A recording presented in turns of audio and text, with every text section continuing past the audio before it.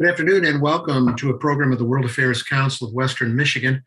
I'm Michael Van Dennent and I'm the Executive Director of the Council. And on behalf of my colleagues Erica Kubik and Rachel Brooks and the Board of Directors of the World Affairs Council of Western Michigan, I welcome all of you. Thank you for adjusting with us as we program responsibly in this time of COVID-19. We hope that you will stay safe and that you will show grace to those in your community. Council's mission is to empower the people and organizations of West Michigan to engage thoughtfully with the world. We do this with the support of nearly 50 local companies, 11 educational partners, and many, many community members. Together, we seek to provide programming that is credible, that is objective, that is relevant, civil, and connecting. To change the world, we believe, one must first know the world. And today we say thank you to our global community partner, the Association for a More Just Society, ASJ, for making it possible for us to talk with co-founder Ver Beek about these important developments in that Central American country of Honduras. We'll give Kurt a chance to tell us more about the work of ASJ as we discuss it with him. And after Kurt's presentation this afternoon, there will be ample time for questions. You may type them into the YouTube comments section or may text them to 616-481-9569. That's 616-481-9569. And please exhibit civility to our guests and hospitality to others by asking respectful and succinct questions. We're pleased to have Ver Beek with us, and we are grateful to him for his flexibility to engage us in this format. He's been working for more than 2 decades to promote justice in the Central American country of Honduras. 23 years ago, he helped found the Association for a More Just Society, ASJ, faith-based organization committed to standing up for the victims of violence, land rights abuses, and government corruption in Honduras. As a result of its fearless efforts in these areas, ASJ is recognized by organizations around the world, such as Transparency International and the United Nations, as a pioneer in achieving justice for the poor. For many years, Dr. Ver Beek directed Calvin University's Social Justice Studies semester in Honduras, and he's lived and worked on development and justice issues in Central America for more than 30 years. He's also a co-founder and board member of ASJ, and it is a faith-based justice organization with a specific focus on Honduras. ASJ has worked in one of the most dangerous neighborhoods in Tegucigalpa and has witnessed a drop of over 75% in the neighborhood's crime rate. In addition, ASJ works towards peace and public security reforms on a national level. And these efforts have included the signing of an agreement between ASJ and the former president of Honduras that made ASJ an official monitor of the president's anti-corruption plan. Kurt received his BA in sociology from Calvin College, his MA in human resource development from Azusa Pacific University, and his PhD in developmental sociology from Cornell University. Kurt and his wife, Joanne Van Engen, are originally from the Midwest, but they have made Honduras their home since 1988. His presentation today is titled A Honduran Surprise. What does the election of Honduras's first woman president mean for the country and for Central America? We welcome Ver Beek. Kurt, thank you for joining us. Appreciate it. Well, good afternoon, Mike.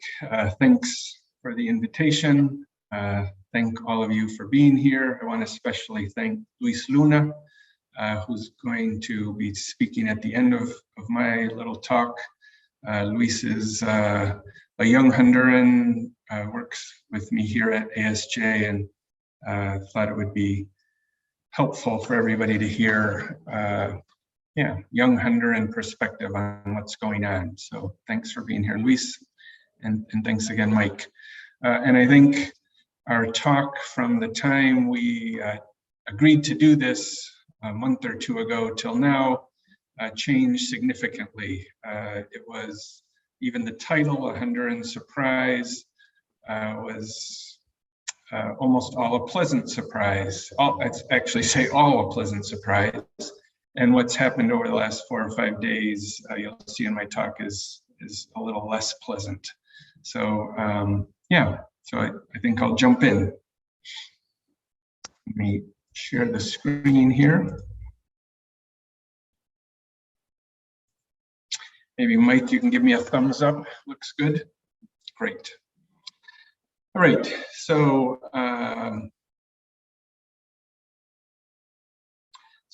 let me give you a little context to understand this story.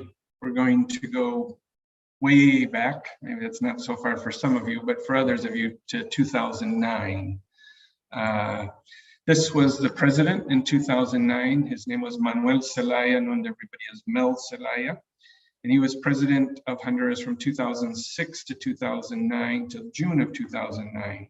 So 6 months before his end of his term, there was a coup.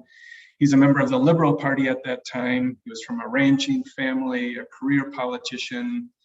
And as his term went by, he became more and more of a populist. He almost doubled the minimum wage, did some other very popular things, trying to reduce the price of gasoline, etc.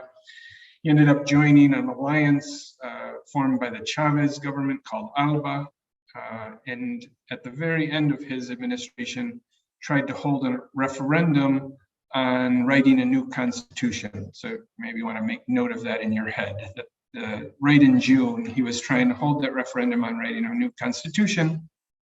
And lots of people were fearful that one of the main elements was allowing for his reelection. And that ended up sparking a coup by elites in the country and the military.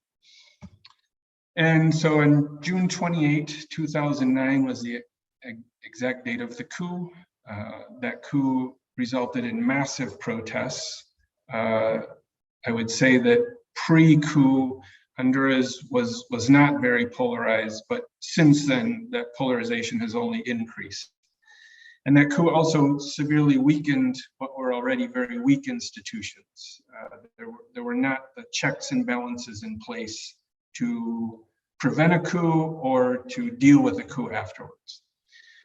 And so Zelaya went into exile for several months, and then he actually snuck back into the country and ended up sheltering in the Brazilian embassy for 3 months. And his wife, Xiomara, you can remember that name, his wife was in the embassy with him for 3 months in the country, trying to get the President Zelaya back reinstated. That never happened. And in 2009, Honduras had elections that were already scheduled. The primaries happened before the coup, and the final election happened about 6 months after the coup, and it brought in the National Party. So he was a liberal. The opposition party came into power and has been in power now for the last 16 years, or no, 12 years, 3 administrations. So let's jump ahead now 8 years to the 2017 election. So the National Party has been in power for 8 years, and there is the election 4 years ago. And again, this topic of re-election rears its head. So the president at that time, Juan Orlando Hernandez, asked the Supreme Court to allow for re-election. So the Constitution of Honduras still actually prohibits re-election. And his argument was that that was a violation of his human rights. It was a human right to be able to run for office as many times as someone wanted to. And the Supreme Court agreed. So while the first attempt to potentially allow for re-election caused a coup, this time the Supreme Court agreed. But then on election day 2017, 4 years ago, President Hernandez was behind by 5 points at about midnight on election day, with about 57% of the vote counted. Then the computer servers went down, election results stopped being put on their website and put out in the press. 36 hours later, things went back online, and all of a sudden, Juan Orlando, the incumbent, was ahead by about 2 points, and he ended up winning by less than 2 points. So both of those pieces make the whole election very questionable, right? Like, should he even have been allowed to run for re-election? The Constitution prohibited it, the Supreme Court allowed it, and then he wins under very questionable circumstances. So again, 8 years after the coup, there are more protests, militarized response. 23 people were killed in these protests and hundreds more injured. And that also resulted in the whole last 4 years questions about the legitimacy of the election, legitimacy of Juan Orlando as president. There has been a whole series of scandals of corruption. Some of those ASJ was the author of or brought to light. And again, that further weakened both the presidency and all of the institutions in Honduras that are supposed to be making democracy work. So one last piece of context, let's just look at what's going on in the region. So Honduras is not alone in these issues. So Nicaragua, President Daniel Ortega became president the first time in 1979 after the Sandinista revolution. Some of you maybe remember, I certainly do. And he's been in power most of the last 40 years. And he had elections again in 2021 last year. There were 9 opposition candidates who he threw in jail. And he ended up winning, which is not a surprise. Guatemala has problems of its own. It kicked out an anti-corruption body known as CICIG and increasingly threatening anti-corruption nonprofits like ours. Transparency International chapter in Guatemala is being threatened. El Salvador is President Bukele. He's super popular, not quite as popular as he was a year or so ago, but still is. He has been stacking the court, replaced the attorney general. He is threatening civil society, concentrating power. And so those are Honduras's 3 neighbors you can see on the map there. So Honduras is not alone in these issues, but this is not just Central America or even Latin American issue. We think about what's going on in the United States, what's going on in Brazil, what's going on in Russia. All of these countries are having questions about their institutions and threats, I would say, against democracy in those institutions. So what's going on in Honduras is probably a symptom of something much larger. So let's talk about the election, and you'll see this first part I wrote about more than a week ago. Here's the players. So on the left is Xiomara Castro, that's Mel Zelaya's wife, the president who was couped out. Tito Asfura was the National Party candidate, so the potential successor to the current president. Yanni Rosenthal was a Liberal Party, the President Mel used to be a member of. And Salvador Nasralla is a TV sportscaster who has been very popular and very strong on anti-corruption. He was these were the 4 potential players who could win. But in the end, Nasralla, the one on the far right, dropped out of the election and threw his support for Xiomara on the left. And we'll talk a little bit more about that in a minute.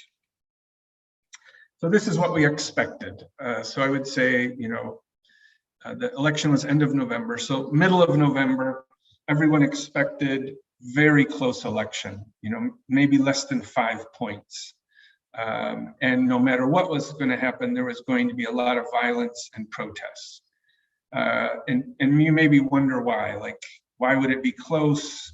Why would there be, if 12 years of the same party, why wouldn't the opposition win clearly?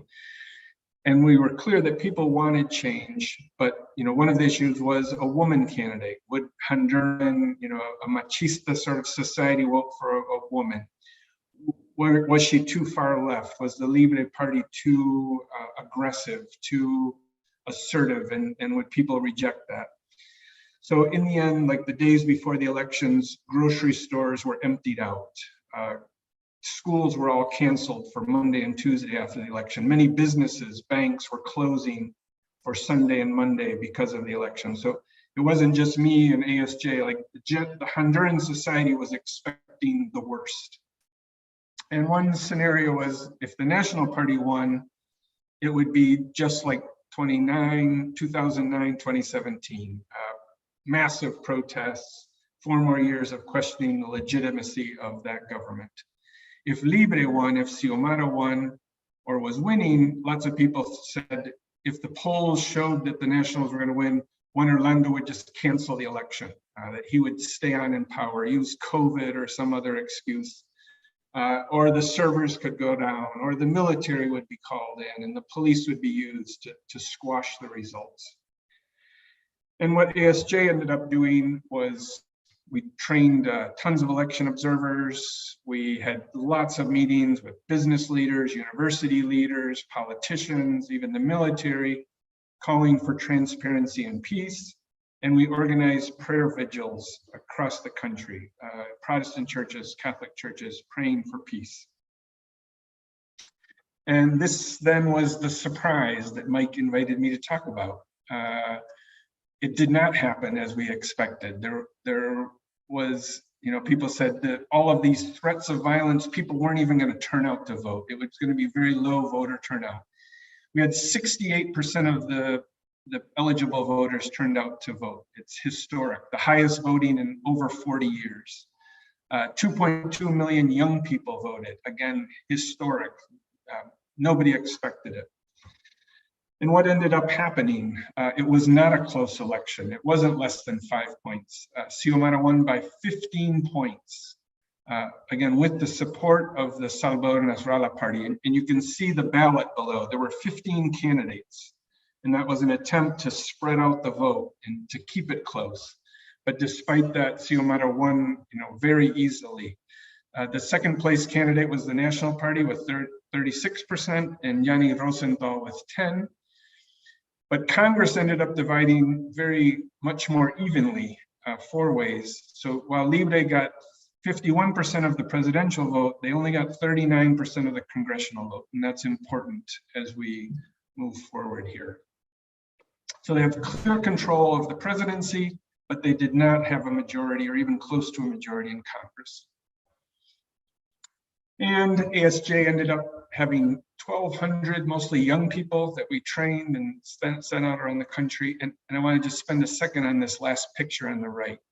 That is Xiomara Castro, the woman on the left. And that is the second place candidate, Tito Asfura from the National Party on the right. I want to ask, when is the last time you have seen this? So the national candidate called in advance, but drove to the winning candidate's house, asked to come in, congratulated her, and gave her a hug to sort of end the campaign. So I don't know the last time I have seen something like this, where the losing candidate does more than a phone call, actually drives to the winner's house, congratulates, gives them a hug, and congratulates them and wishes them the best for the next 4 years. So just an amazing end to that story, right? Comparing what we expected to what actually happened.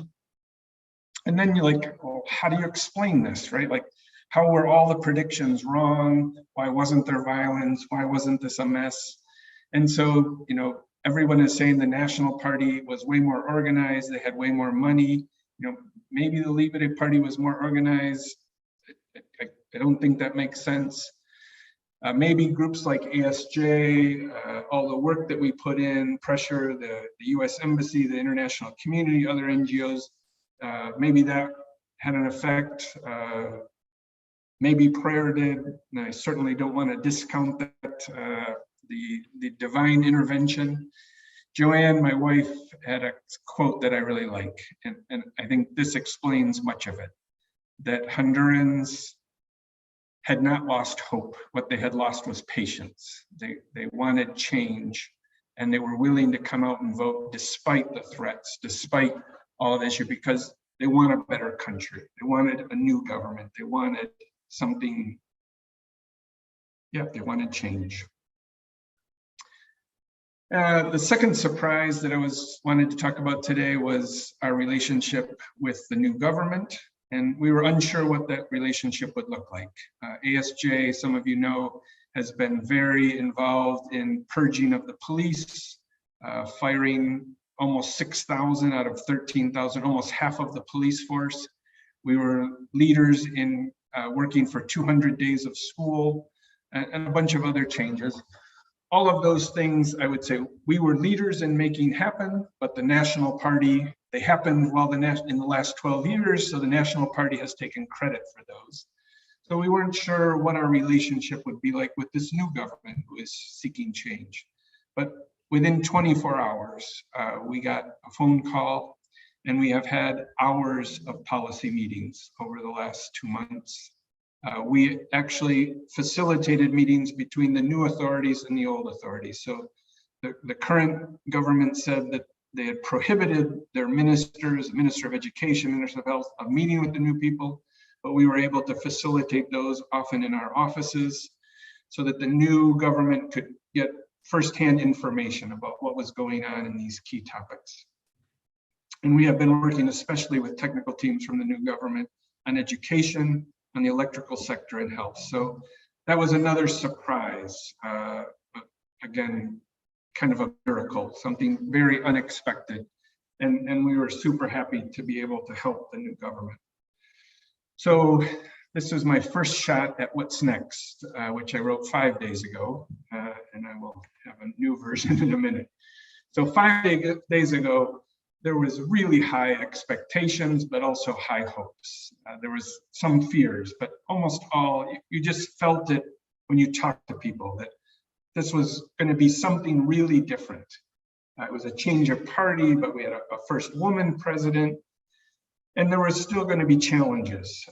We had 12 years since the coup of polarization, high levels, some of the highest levels in Latin America of poverty, of unemployment, high levels of corruption.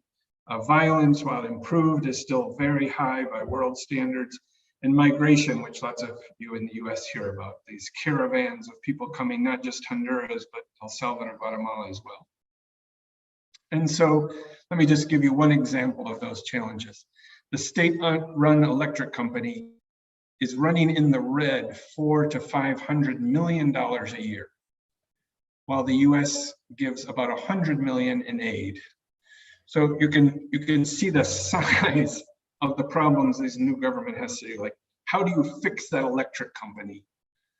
Because if you had $400 or $500 million they should have in their coffers, they wouldn't even need that US aid, right?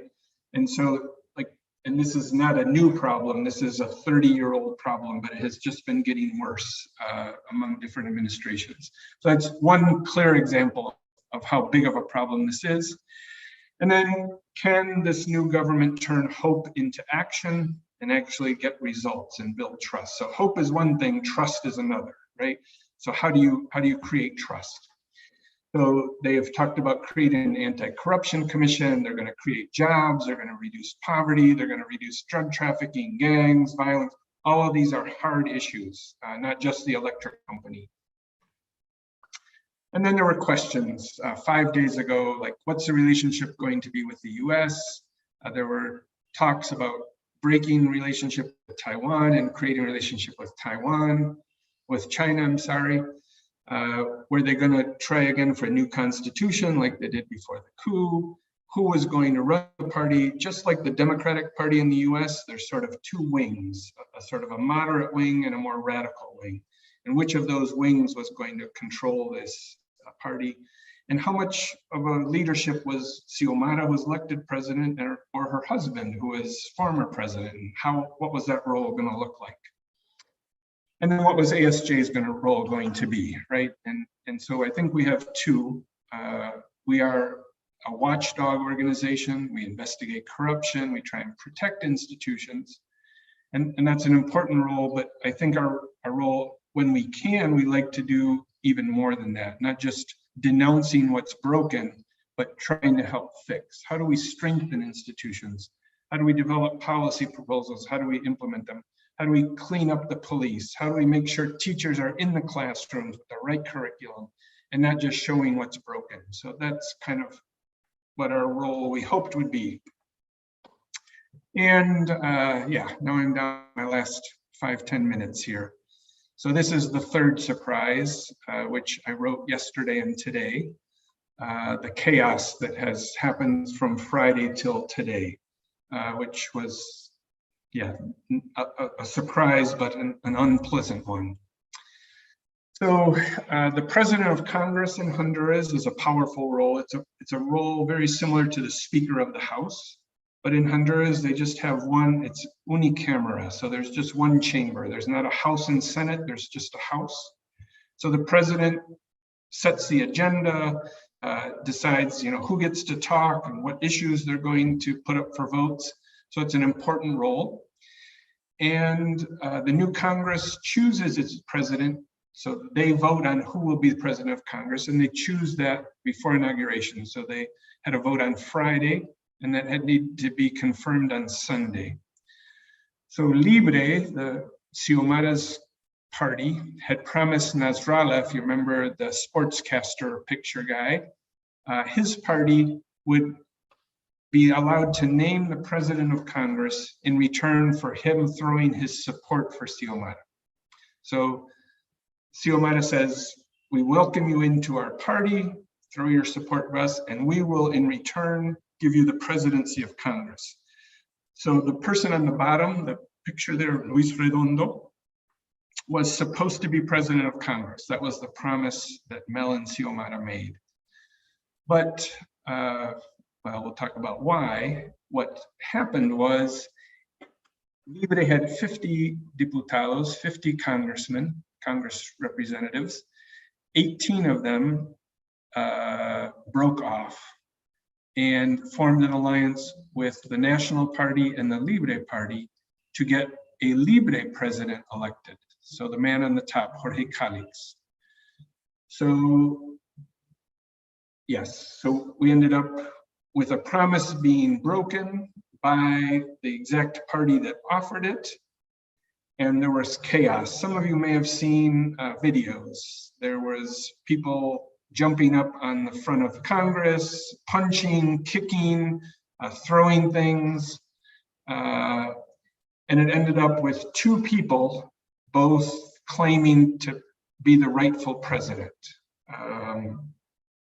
Yeah, maybe that's enough on that. And this is what happened this morning. So I sent my PowerPoint a little late because I wanted to include this. So on the left, Luis Redondo from Salvador Nasrallah's party is being sworn in the Congress building. And on the right, Jorge Calix from the Libre party is being sworn in as president in a Zoom meeting. So they both have 128 people in these meetings. Most of the people on the right, they have about, I think it's 80 elected Congress representatives, and the rest are alternates. And on the left side, they have about 45 regularly elected members, and the rest are alternates. So they filled the seats on both sides. In Honduras, you elect a congressperson and then an alternate. So every person has an alternate. So both sides have filled the seats with alternates, but the side on the right has a quorum of actually duly elected Congress people. So we have two Congresses, one meeting virtually and one meeting in person. So I'm going to repeat these last couple slides that you saw before, and then I'm finished. First of all, there remains hope and expectations, but I think those are decreasing, right? The high hopes and the high expectations are no longer so high, and the level of fear is increasing. The new president faces huge challenges, and I think they're only greater now. Like how can they produce results? Poverty, corruption, violence, either with this current Congress or even under a constitutional assembly. It will be lots of chaos for the short term. And then what will the relationship be like with US, Taiwan, China? Which wing of the party will have control? And what I can tell you is what ASJ's role is going to be in this new government. We will continue to be watchdogs, and maybe this will be a bigger role in the next 4 years of investigating and trying to protect institutions and protect democracy as we go forward. But when possible, we will continue to try and develop policy proposals strengthen institutions, and work with the new government as long as they show good faith. So that makes our work. I hope that was clear. I was trying to do it quickly but succinctly, and I'm going to stop now, and I'm going to hand things over to Luis for 5 or 10 minutes, and then I think we still have 15 minutes or so for questions. So Luis is a psychologist. He's also a youth pastor in his church.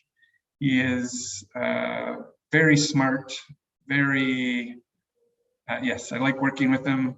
And Luis is one of the young people in Honduras who I think was very hopeful. And I just wanted to give him a few minutes to talk about kind of what his hopes are and how he has seen things play out and how he feels now. Luis. Yes, thank you, Dr. Kurt. Yes, thank you for promoting and creating this space for us to have a dialogue about the issues that have been taking place in our country in the past months or so. I would say, first of all, that as a Honduran who voted, my initial impressions of the election process, the event, was in and of itself that I felt a sense of patriotism, a sense of hope. A day before the elections, I was invited to this wedding, and when I was driving back heading home, I drove through one of the busiest parts of San Pedro Sula, which is one of the most important cities in the country. And about 80 to 90% of the small businesses, and not just small businesses, but large malls and large stores, were completely covered with metal and wood. They were expecting the worst, and we couldn't blame people who were expecting the worst because of the events that took place in the election before that in 2017, where a lot of people died, and it was a complete mayhem. Well, we went to the polls, we cast our vote, and the worst didn't happen, actually, quite the opposite. And this was what Dr. Kurt presented. I actually, in my very short life as a voter, I had never seen lines, like people in lines waiting to vote. There was this, in previous election processes, there was this atmosphere of cynicism, where people were just like, okay, apathetic to the entire process. I don't want to get involved. There's politicians, they just, they all end up doing whatever they want. They do not take what the people are asking into consideration. This is why I really loved how Joanne put it and the way she phrased it. We had lost patience, but not hope. So there was a huge turnout. The worst didn't happen. The candidate that lost actually conceded, which that was quite a scenario that we had, and all these pundits were explaining about how this possible scenario could take place, and this could take place, and what if this happens? How are they going to react? And if that person, but nobody really considered much the possibility that this could be a peaceful, boring post-election scenario. A friend of mine, after the election, he said, well, this is kind of boring. I said, yes, we were aiming for boring. That's what we were aiming for. We were expecting a very non-polemic, non-controversial post-election scenario. And that's what we were very grateful for that. However, like Dr. Kurt expanded on, the past 72 hours have really changed that scenario. And this, in a sense, responds to what I see as major trends that are taking place worldwide. We all agree that we are polarized. And it's quite ironic because those are a few things that we agree on. Like, we agree on the fact that we are divided. We agree on the fact that we are polarized. And this deep worldwide polarization it is also at play in our country as well. This is what but underneath that polarization, I think a huge factor that is at play is what Portuguese sociologist Bruno Macei's, he calls it virtual politics, and is that this inability to agree on basic tenets about reality. And we see that in governments, in how governments respond to COVID. We see that in how the people respond to actually basic facts about the nature of this pandemic and the nature of this public health problem. And we also see that not just at an individual level, but as an institutional level in public life. We see that in politics. We have two speakers that have declared themselves as speakers of the Congress here in Honduras. That is the epitome of virtual politics at play. Like two people, like right after, and this took place, I believe it was on Sunday. Like it was really funny because the Congress, National Congress in Honduras has a Twitter account and a Facebook account. This is like the quote unquote official Facebook, Twitter account or whatnot.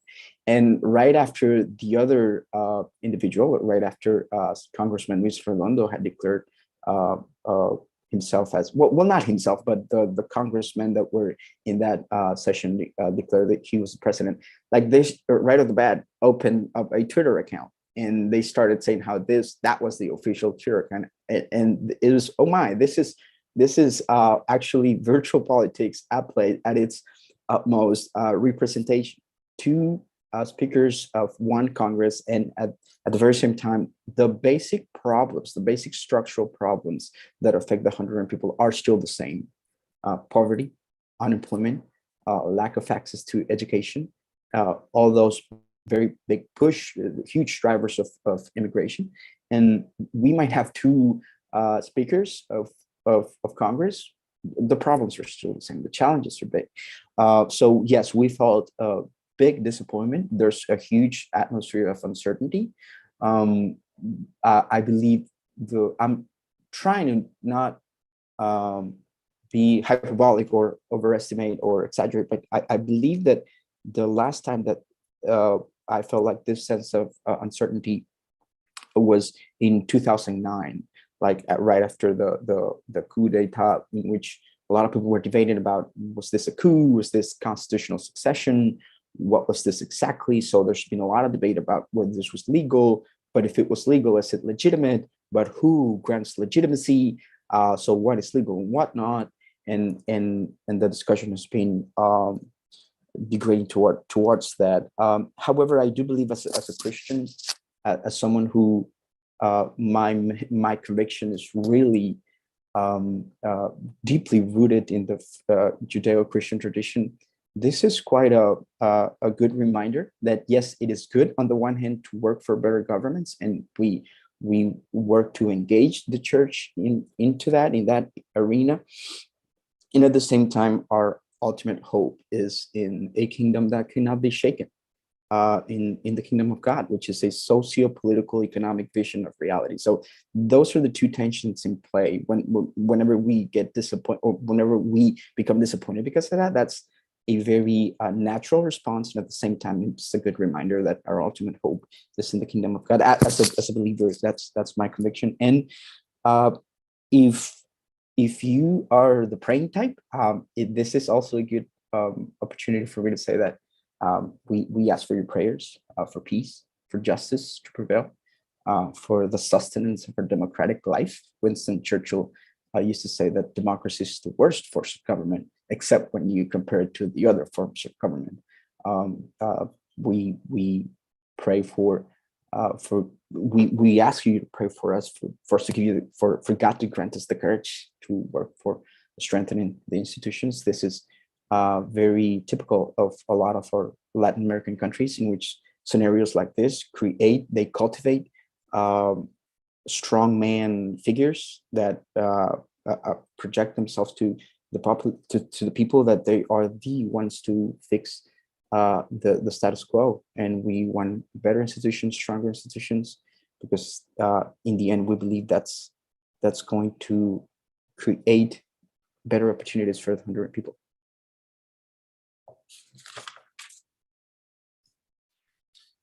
Well, Kurt, Luis, thank you very much. What an amazing set of circumstances and an amazing series of events that have happened in just these last few days. And highs and lows, a roller coaster of emotions, I imagine.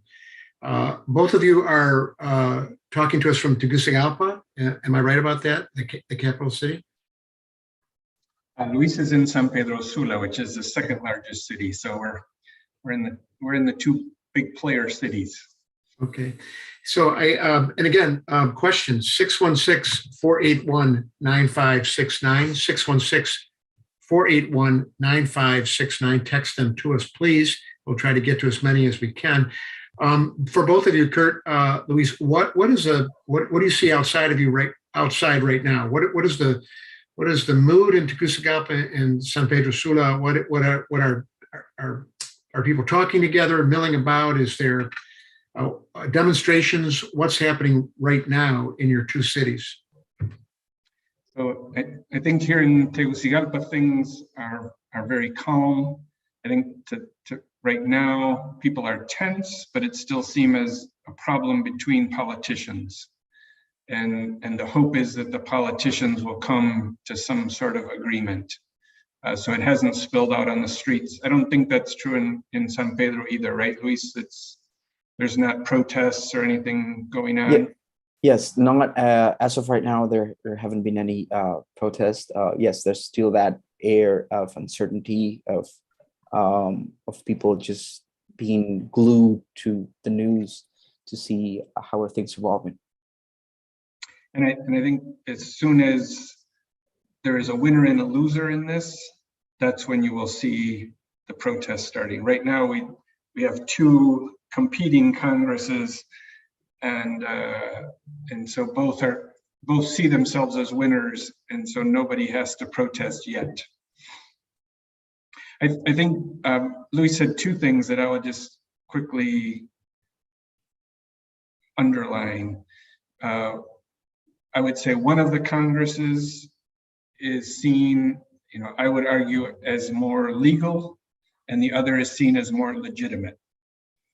So one had the majority of votes of the elected officers, but the other has the legitimacy, I would say, of what people voted for change.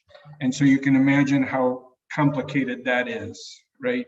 And so both sides feel like they have a strong argument to make their case. One could maybe win in court, but the other would win in the realm of public opinion. And so it's going to be messy. A question about the charismatic, the sportscaster that you talked about, Mr. Salvador Nasrallah. What is he saying or doing right now? Obviously, he has a lot of public sway. It seems like people like him. So it sounds like what he might say or do might have an effect on what's happening. Is he saying anything publicly? What's happening with him? It's a good question. His popularity is definitely diminished. 4 years ago, he was much more popular. One of the reasons he dropped out is I think it was clear to him that he wasn't going to win, but he didn't want the ruling party to win, so he threw it against his votes to the person most likely to change things. I did hear a little bit of an interview, and Luis maybe follows news better than I do. I did hear a piece of an interview yesterday where he was completely decepcionado, like depressed. And he said, I have come to see that all of the career politicians see politics as a business where they are out for their best interest and not for the interest of the country. So, that's probably about what the general public feels as well. The party faithfuls on both sides are fighting and arguing, but I think general public feels like neither of these sides is primarily interested in what's good for the country. They're both trying to increase their power and influence. I don't know, Luis, have you heard anything else from Nasrallah? No, basically I heard watched those statements yesterday. He is a quite interesting figure. A lot of like Dr. Kurt said, his popularity has been diminished. He is a very popular figure. However, as as a politician, maybe certain traits that facilitate a career that a career politician in our context must have in order to be quote unquote somewhat effective. A lot of people would argue that he probably does not possess them, and that can be either good or bad depending on how you want to interpret that, of course. But yes, as of right now, he has been supporting the president-elect in his statements. But that has been as of now. Thank you both for that. And again, 616-481-9569 if you've got a question to text. From a listener, what kind of role is the U.S. taking as far as you can tell, or the Biden administration? Have you heard any comments from the United States, or the government on this? And what are they saying? And what do you hope they might say or do? What do you think they should do to make the situation better if they can? So the U.S. is in a very tough spot here. As I highlighted in the beginning, in the Central American context, Honduras is one of the largest expulsors of migrants. And the other two countries, El Salvador and Guatemala, the U.S. basically has no good working relationship with either of those. So the U.S. would love to have a good working relationship with the Honduran government. And I think there was a lot of hope also in the U.S. that this new administration would do a reset and allow the U.S. to have one sort of good partner to work on these issues of drug trafficking, violence, migration, et cetera. And maybe they could influence their neighbors. Again, this has kind of blown a lot of that up as well. I think there still is some hope, but not nearly as much as there was a few days ago. And I think we have been hearing and seeing, and I've been talking with some people, they have been doing much of the same things we've been calling for, as, that people have to sit down, they have to meet, they have to come to agreement. Once again, the two sides both feel like they're coming with a very strong hand. The one side says, we have 80 out of 126 Congress people voted for this person. That's almost a 2/3 majority. We don't need to negotiate anything. And the other says, we may not have the legal, but we have legitimacy. We have the people behind us, and they wanted change, and they didn't want you guys. Question from a listener: what's the relationship between the executive branch and the Congress in Honduras compared to the United States? You mentioned that they both have power, as it were, but does one have more power really than another? Is Congress more powerful than the president? You mentioned that Congress is the one that introduces bills and laws and policy and whatever. And what is the interplay between the president and Congress, and who has the upper hand? Maybe I'll go first, and Luis could add something if you want, Luis. So the structure on paper is very much like the U.S., except there's just one camera, one chamber. So the executive and the legislative have very similar powers. But in Honduras, traditionally, the president has had much more power. And the president usually has had a majority in Congress, and they usually, or I would say almost always, get their way. That's very uncommon for Congress to vote against the president. Oftentimes the president of Congress ends up running for president 4 years later. So it's often seen as a springboard for the next step. So that's part of the reason why Jorge Calix would like to be president of Congress, why Luis Redondo would like to be president of Congress. And if they do a good job there, they're setting themselves up for a presidency. And also why Xiomara and Luis and President Zelaya would like to decide who that person is, and that they be the kingmaker, and not that someone else makes themselves king, or that someone else is the kingmaker, right? So there's a lot of interplay there. Luis, I don't know, do you want to add anything on that?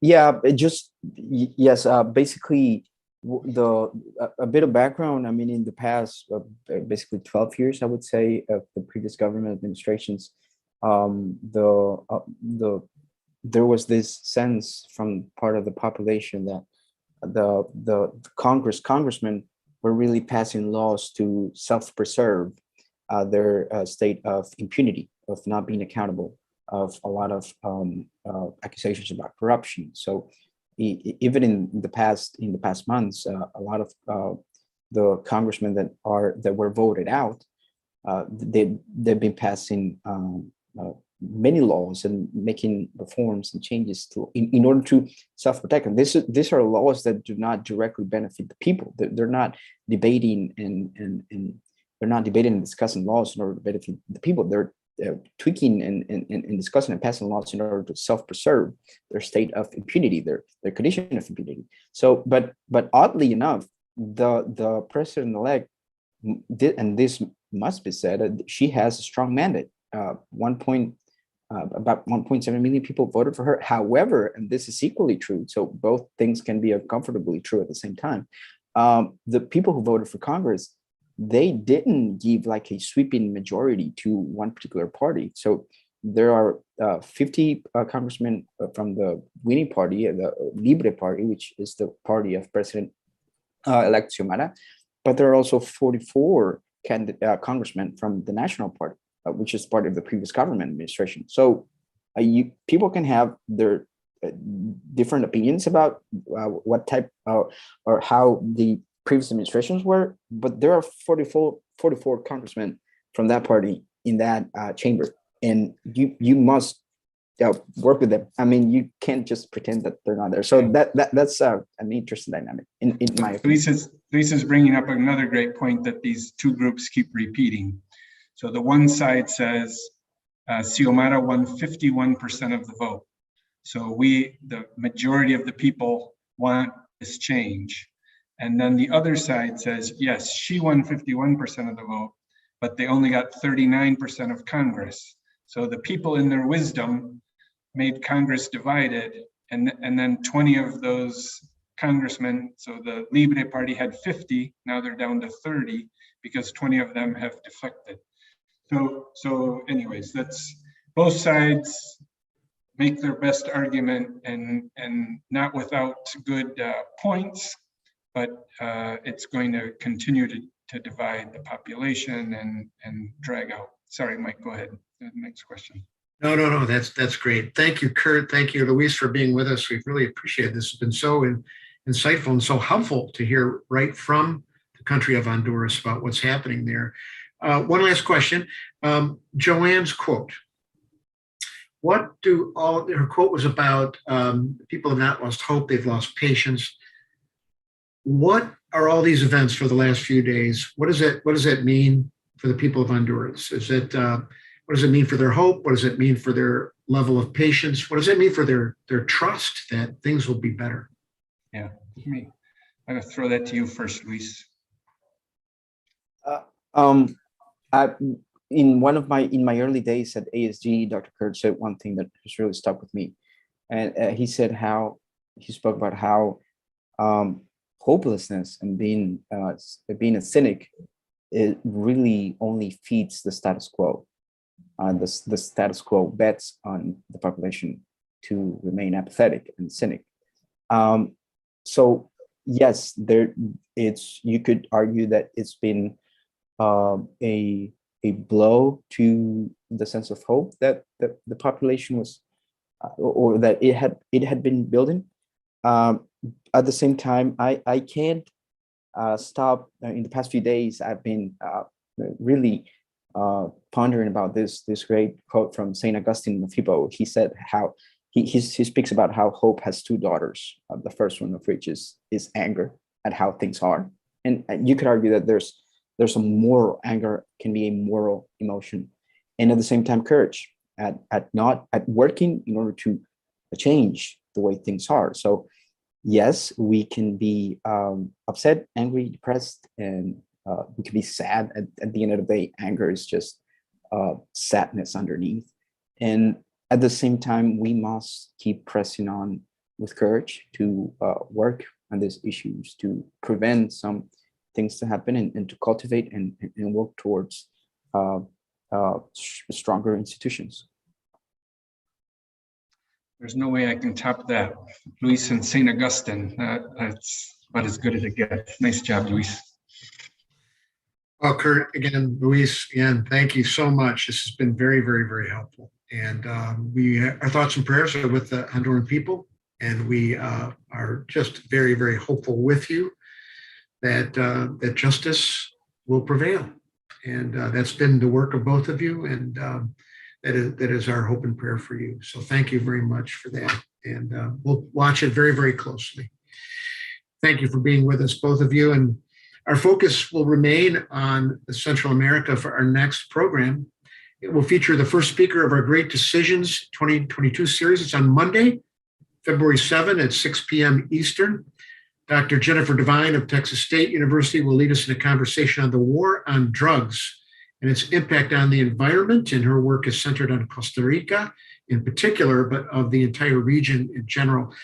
And you can participate in this program live at the ATC Center Auditorium on Grand Rapids Community College campus, or you can watch it virtually online. worldmichigan.org is the way that you can get information on it. So thank you for being with us, and may peace reign. Take care.